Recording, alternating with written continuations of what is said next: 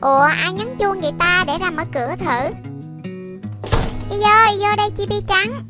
Đi, bạn kéo cái gì mà nặng quá vậy? Có gì đâu, đây là cái trứng sô-cô-la bất ngờ đó.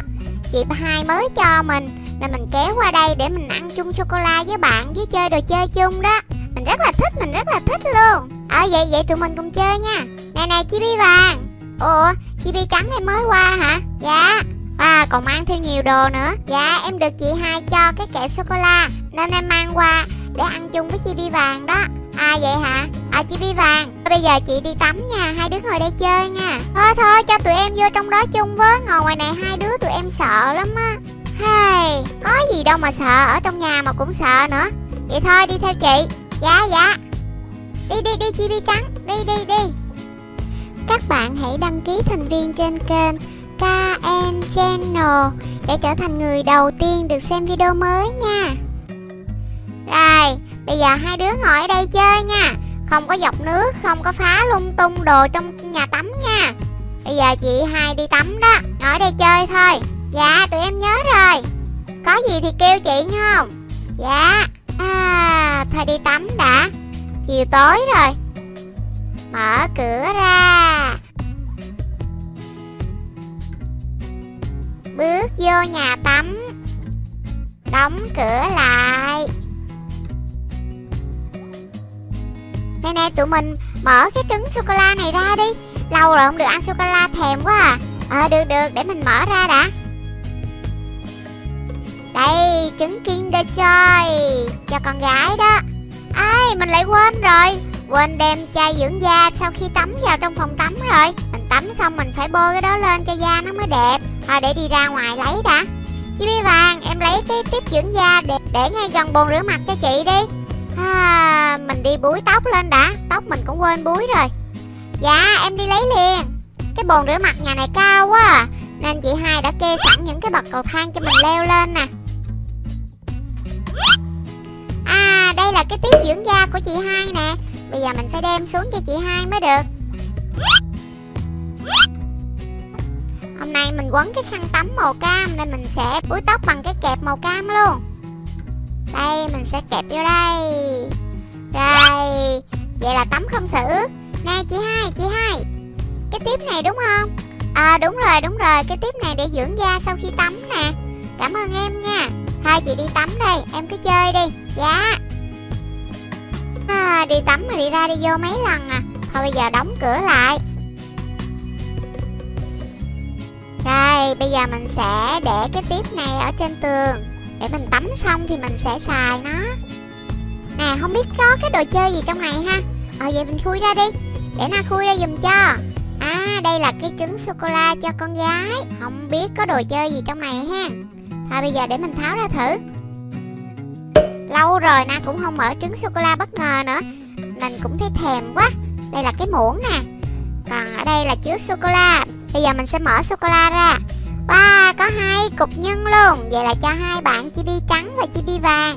Để bây giờ Na lấy ra cho hai bạn ăn nha. Mời bạn Chibi trắng.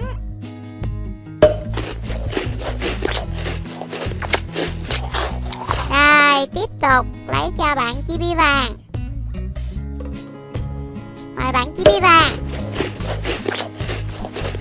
Rồi hết nhân rồi, bây giờ còn sô-cô-la không à. Vậy để Na ăn thử nha. Na thèm quá à. Ngon quá. Cái trứng này là trứng đồ chơi cho con gái đây. Để mình mở ra xem. Các bạn có đoán ra được cái gì không? Đây là con ngựa Bonnie. Nó trong thế giới cổ tích nè, những nàng tiên bướm đó. Các bạn xem, con ngựa Bonnie có đôi mắt thiệt là to tròn và còn có cái sừng nữa đó. Bây giờ mình sẽ gắn cánh vô cho nó nha. Đây là đôi cánh nè, đôi cánh có những cái kim tuyến ở phía trên luôn đó, rất là dễ thương. Bây giờ mình sẽ gắn vô thôi. Con ngựa Bonnie thiệt là đẹp, có đôi cánh đẹp quá ha. Ê Bonnie qua đây chơi với mình nè. Đáng yêu quá Chibi trắng ơi. Ngựa Bonnie này ở nhà Chibi trắng cũng có mấy con luôn á. Thôi Chibi trắng tặng cho Chibi vàng đó. Thiệt hả? Vui quá à, cảm ơn Chibi trắng nha. Không có gì, không có gì. Nè, ngựa Bonnie, hãy qua Chibi vàng chơi đi. Chibi vàng sẽ nuôi em.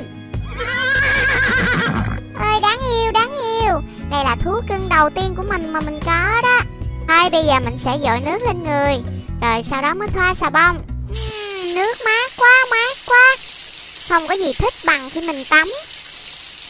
Đã quá, đã quá. Bây giờ mình sẽ thoa xà bông lên. Thoa xà bông. Thoa cánh tay. Thoa cánh tay. Rồi bây giờ mình sẽ chà nó. Xà bông này bọt nhiều quá. Và thơm nữa. Thơm mùi trà xanh. Thơm quá à. Kỳ cọ. Còn phải sau lưng nữa. Mình phải đánh xà bông sau lưng. Mình cũng kỳ cọ cái lưng luôn, cho nó sạch. Thích quá, thiệt là mát mẻ. Thơm quá. Để xem mấy đứa nhỏ nó đang làm gì. Nè mấy đứa, có ổn không đó? Ngồi chơi một mình có sao không? Dạ tụi em không sao. Tụi em có đồ chơi rồi, có con ngựa Bonnie á chị hai. Vậy thì mấy đứa cứ chơi đi nha. Có gì thì kêu chị. Đừng có phá lung tung đồ đạc trong nhà tắm đó. Dạ. Bây giờ mình sẽ dội nước thôi. Quên, phải quay lại chứ, để mấy bạn nhìn thấy hết sao. Dội nước cho xà bông tan ra hết. Cho bong bóng xà phòng bay đi. Xong rồi. Bây giờ mình sẽ thoa kem dưỡng da thôi. Mình tắm xong rồi. Đây, bây giờ mình sẽ thoa kem này vào trong người mình, vào cổ, vào người và khắp tay luôn. Thoa thôi. Kem dưỡng da này thơm quá. Tắm xong mà thoa kem dưỡng da thì da mình khoảng 1 tháng nó sẽ trắng và mịn thôi. Thơm quá. Thôi bây giờ mình đi ra để mình thay đồ. Rồi còn xem bọn nhóc nữa, không biết nó làm gì ở ngoài.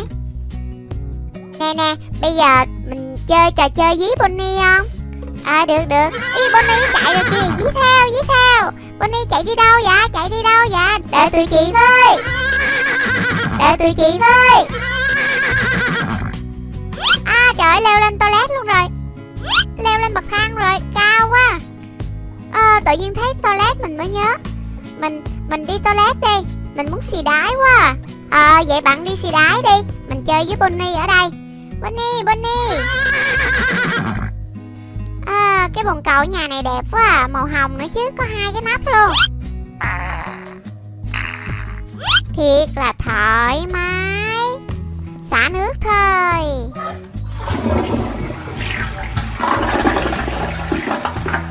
Hay quá, bồn cầu nhà này xịn quá à.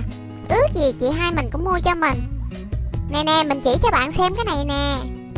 Chỉ cái gì? Trong bồn cầu có gì đâu mà xem. Bạn không thấy nước trong này rất là lạnh và nó giống hồ cá hả? Thôi, bồn cầu dơ lắm. Mình đi xì đái trong này nè. Trong này dơ lắm á. Có gì đâu mà dơ, bạn xả nước rồi là nước sạch mà. Nhưng mà nó rất là dơ bẩn. Nó là nơi chứa rất là nhiều thứ dơ trong này. Nhưng mà mình thấy nó giống hồ cá quá à. Bây giờ mình sẽ đụng tay vào trong đó. Nó vừa mát mà vừa giống như mình bắt được cá. Thôi, dơ lắm á. Chị hai bạn biết là chị hai la đó. Không sao đâu. Nước mát quá. Yeah, mát quá. Bạn thấy không, nhìn nó giống hồ cá lắm đó. Mát quá. Thật là thích. Trời ơi, dừng lại bé Chibi vàng.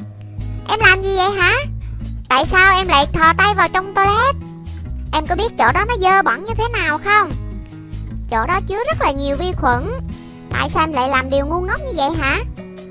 Tại em thấy nó lạnh với lại nó giống hồ cá.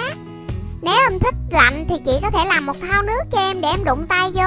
Còn nếu em thích hồ cá thì em nói cho chị biết, để chị còn dắt em tới công viên nước để coi hồ cá.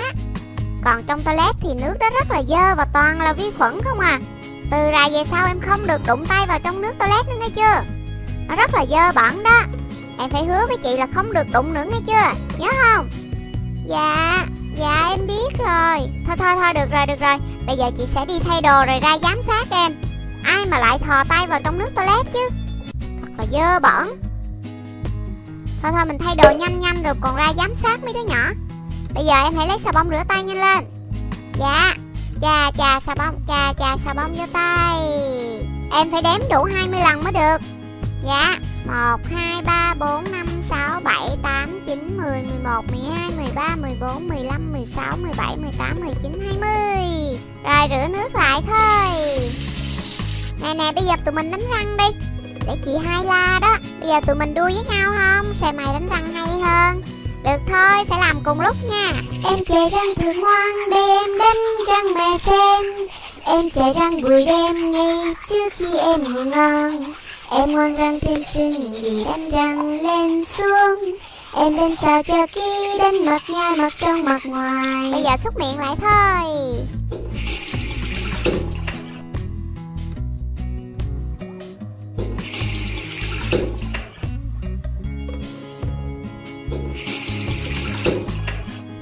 Đã xong rồi, bây giờ tụi mình đi ngủ thôi.